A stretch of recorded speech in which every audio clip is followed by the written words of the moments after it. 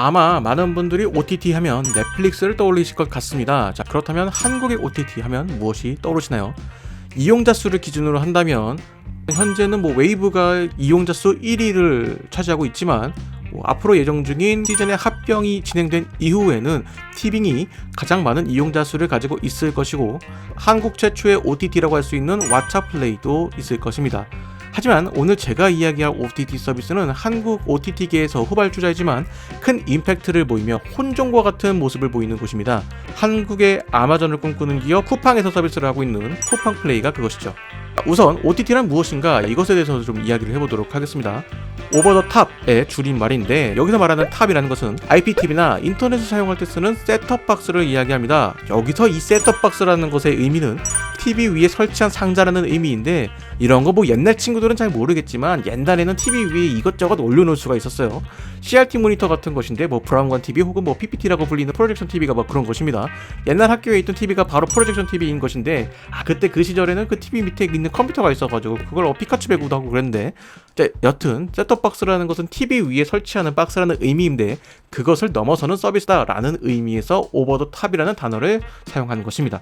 자, 그래서 지금의 OTT는 여러 기기에서 한 플랫폼을 이용하여서 여러 미디어 컨텐츠를 즐길 수 있는 서비스다라고 생각을 하시면 좋을 것 같습니다. 그런 의미에서 과거 VOD라고 불리는 것과 비슷한 맥락이 있다라고 볼 수가 있는 것입니다. VOD라는 단어도 사용자가 직접 선택해야 볼 수 있는 동영상 서비스를 말하는 것인데, 지금이야 보고 싶은 영상들 선택해서 보는 것이 당연하지만 과거 브라운관 TV 시절만 하더라도 본방을 못 보면 녹화를 해서 보거나, 집에 아무도 없다면 예약 녹화를 하거나, 집에 누군가가 있으면은 녹화를 부탁하는 등 수작업으로 녹화를 했어야만 했는데, 인터넷을 통해서 자신이 직접 선택을 해서 본다는 것은 가히 혁명과도 같은 일이었다고 볼 수가 있는 것이죠. 자, OTT의 이야기로 돌아와서 쿠팡플레이가 한국의 다른 OTT와 차별점을 보이는 것은 바로 기존 한국 OTT들이 해주기 바랬던 일들을 지금 쿠팡플레이가 하고 있기 때문입니다. 한 박자 빠르게 극장 개봉작을 볼 수 있게 서비스를 하는 것이죠. 쿠팡플레이는 최근 한산과 비상선언을 추석 시즌에 맞춰서 단독 공개를 하였습니다.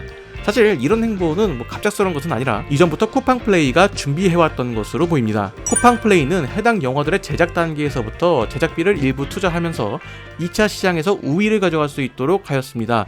제작사 입장에서는 흥행과 상관없이 안정적인 제작비를 투자받았다는 것에 상당히 좋은 제안일 것으로 보입니다. 마치 넷플릭스가 흥행과 상관없이 제작비 모두를 보존해주는 것과 마찬가지인 것이죠.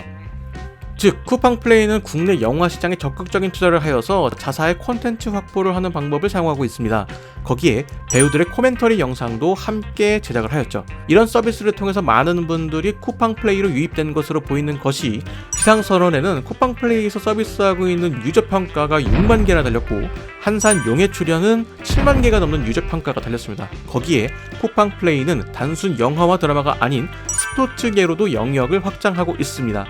최근 쿠팡플레이는 K리그 독점 스트리밍 계약을 체결을 하였고, 축구 국가대표와 여자 국가대표, 유럽의 여러 축구 대회의 중계권과 미국의 메이저리그 사커와 NFL, 그리고 NHL, 세계 배구 선수권 대회 및 여자 농구 월드컵 등 여러 스포츠의 중계권을 가지고 있습니다. 자, 이처럼 쿠팡플레이는 여러 컨텐츠 확보에 힘을 쓰는 모습이고, 이런 모습이 마치 해외 유명 OTT들이 보이는 행보와 상당히 유사하다는 것이 특징입니다.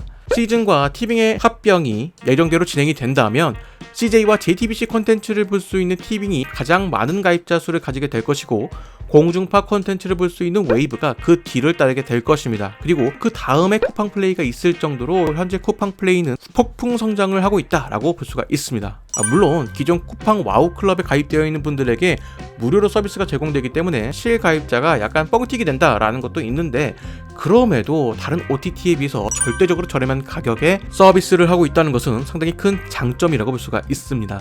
아쉬운 점이 하나 있다면 깔끔하지 못한 UI인데, 이건 한국 OTT 대부분이 해당되는 이야기인 것 같아요. UHD나 돌비 비전과 같이 화질적인 부분에서 아쉬움이 있는 것도 사실이고요.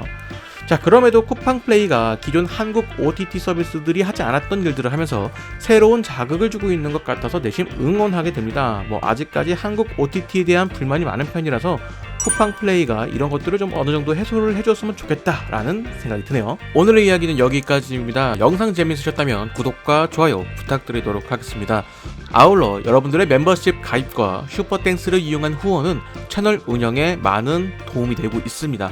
여러분들의 많은 관심 부탁드리며 저는 다른 이야기로 돌아오도록 하겠습니다.